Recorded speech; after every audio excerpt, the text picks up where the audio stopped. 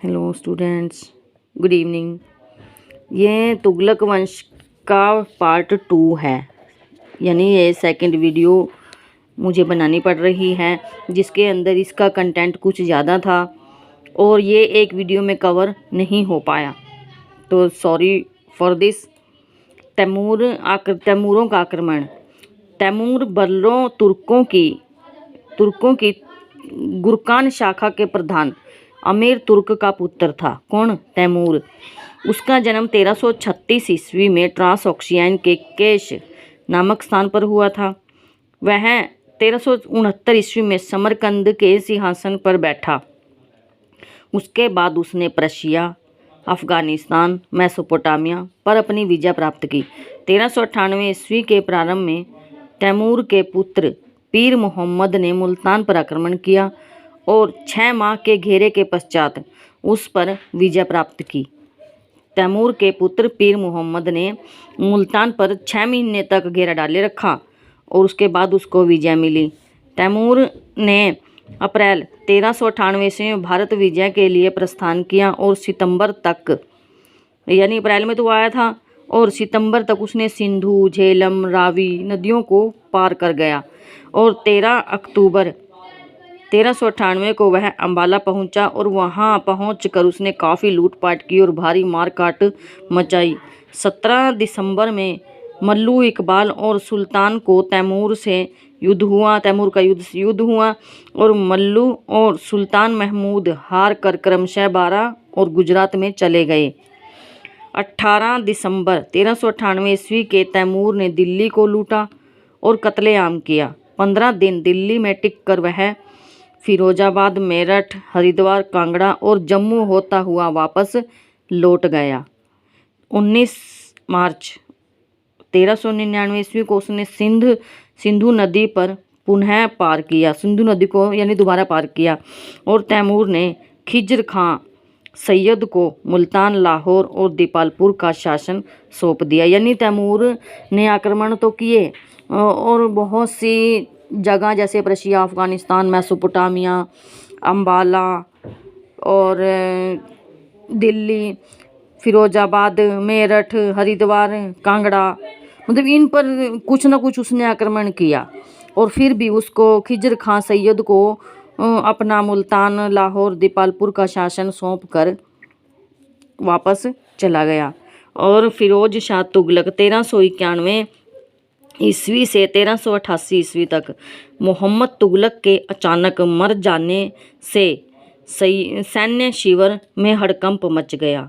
यानी मोहम्मद तुगलक अचानक से मृत्यु, थट्टा में अचानक से मृत्यु हो जाती, जैसे हम पीछे पढ़ चुके हैं थट्टा में। और 2 दिन बाद, उसी के 2 दिन बाद 23 मार्च 1391 ईस्वी को अमीर ने रजब गयासुद्दीन के छोटे भाई के पुत्र फिरोज शाह तुगलक को सिंध सुल्तान घोषित कर दिया। उसका तो कोई बेटा ही नहीं था।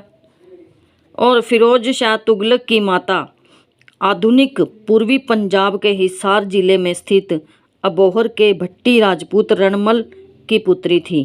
कौन? फिरोज तुगलक की माता। और अभी वह दिल्ली पहुंच भी नहीं पाया कि मोहम्मद तुगलक के सहायक ख्वाजा ए जहां ने मोहम्मद तुगलक के पुत्र को सुल्तान बना दिया। यानी ये तो उसके पुत्र फिरोज शाह तुगलक को बनाया था उसने, अमीरों ने तो रजब को बना दिया था। गयासुद्दीन तुगलक के छोटे भाई का पुत्र था जो, और इसने ख्वाजा जहां ने मोहम्मद तुगलक के पुत्र को सुल्तान बना दिया। परंतु बाद में ख्वाजा जहां ने समर्पण कर दिया, यानी उसको जो रजब था उसको ही मान लिया शासक, समर्पण कर दिया।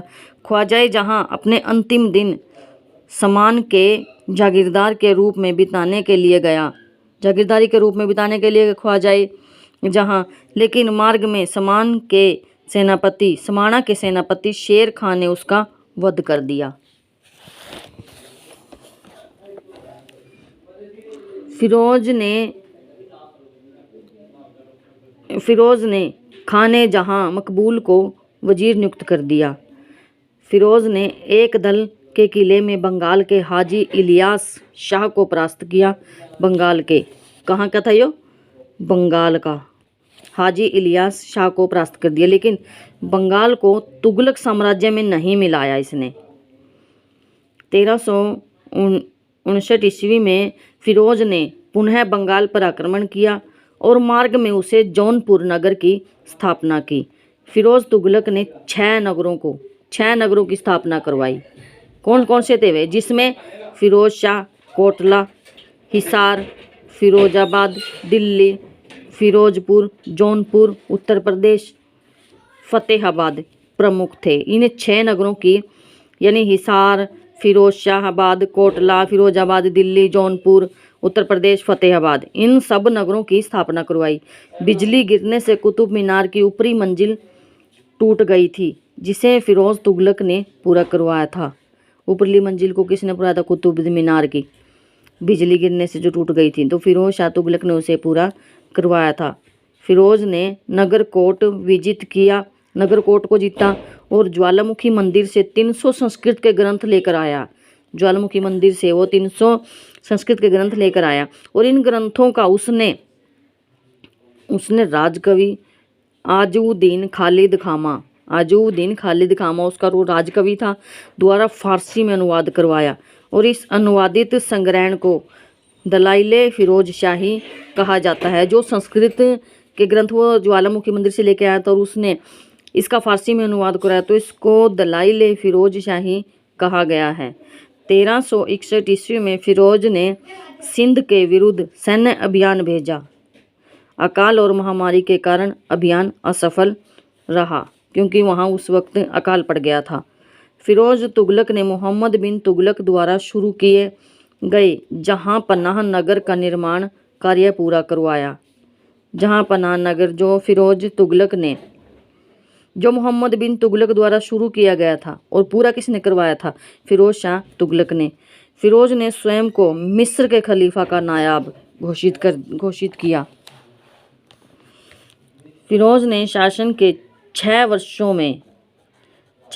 में 2 बार, कितने बार? 2 बार खलीफा से अपने सुल्तान पद की स्वीकृति प्राप्त की। यानी कोई एक शासक बताइए कि फिरोज शाह मतलब कोई एक शासक है जिसने वर्ष के 6 वर्षों में 2 बार खलीफा से अपने सुल्तान पद की स्वीकृति प्राप्त की।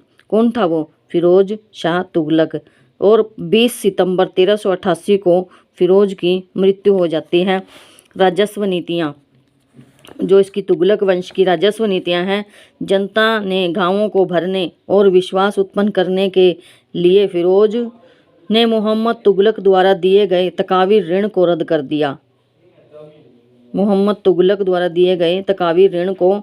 रद्द कर दिया। और सुल्तान ने 24 ऐसे कष्टों को अवाब को हटा दिया जो बहुत ही कष्टदायक कर थे, जिससे जनता बहुत ज़्यादा दुखी थी।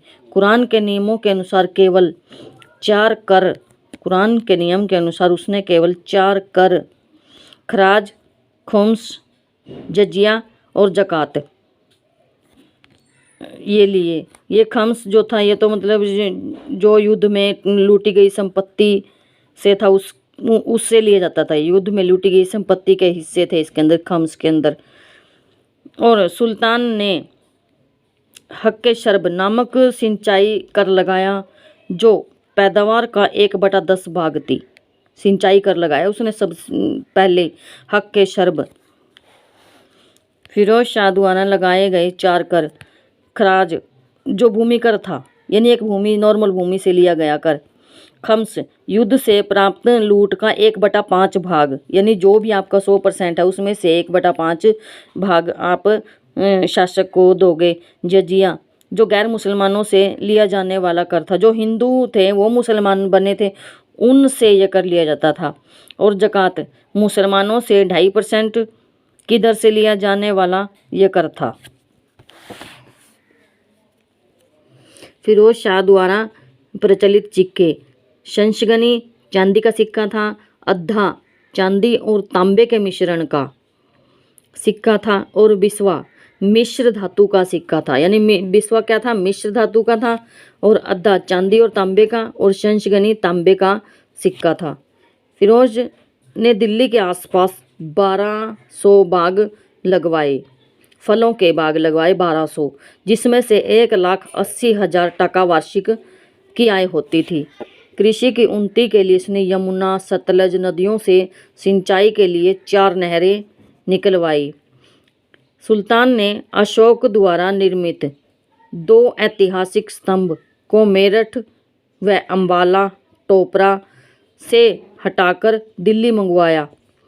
निर्धन वर्ग के लिए निःशुल्क दार अल शफा नामक चिकित्सालय का निर्माण करवाया, जिसमें सिर्फ निर्धन वर्ग ही दारुल अल शफा, जिसमें केवल निर्धन वर्ग ही जाकर अपना इलाज करवा सकते हैं। निर्धन लोगों की कन्याओं के विवाह के लिए आर्थिक सहायतार्थ दीवाने खैरात नामक विभाग खोला उसने।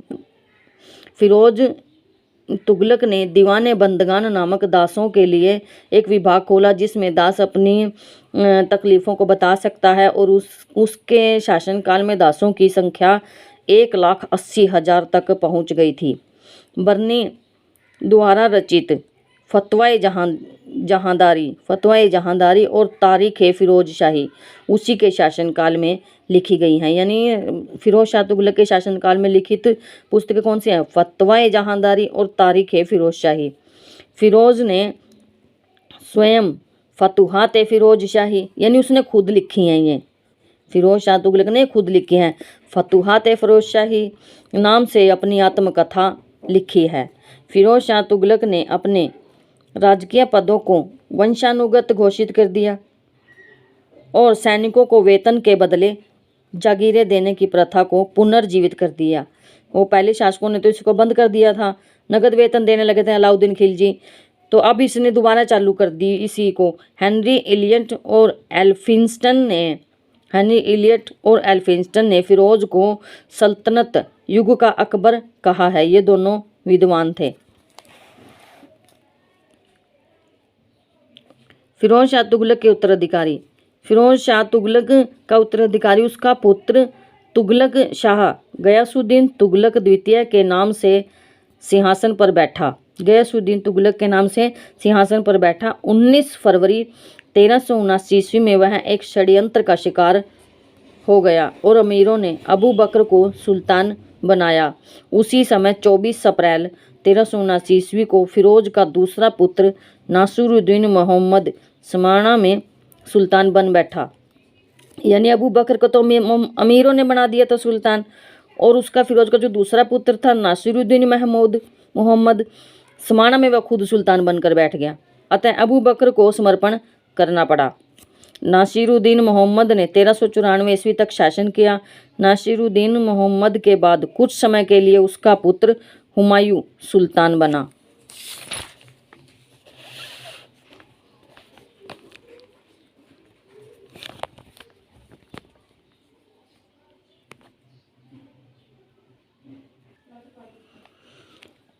हुमायूं के बाद तुगलक वंश का अंतिम शासक नसीरुद्दीन मोहम्मद का सबसे छोटा पुत्र नसीरुद्दीन महमूद सुल्तान बना, और नसीरुद्दीन महमूद के शासनकाल में मंगोल सेनानायक तैमूर का दिसंबर 1398 ईस्वी में दिल्ली पर आक्रमण था। नासिरुद्दीन महमूद की मृत्यु से पूर्व लोग व्यंग्यपूर्वक कहा करते थे कि शहंशाह की सल्तनत दिल्ली से पालम तक फैल गई है। दिल्ली सल्तनत के इतिहास में तुगलक वंश का साम्राज्य भारत में सबसे अधिक विस्तृत एवं अधिक समय तक रहा। नासिरुद्दीन महमूद ने 1412 ईस्वी तक शासन किया और उसके बाद दौलत खां कुछ समय के लिए बादशाह बना रहा। Thanks for watching. अच्छा रिस्पॉन्स दीजिएगा प्लीज़।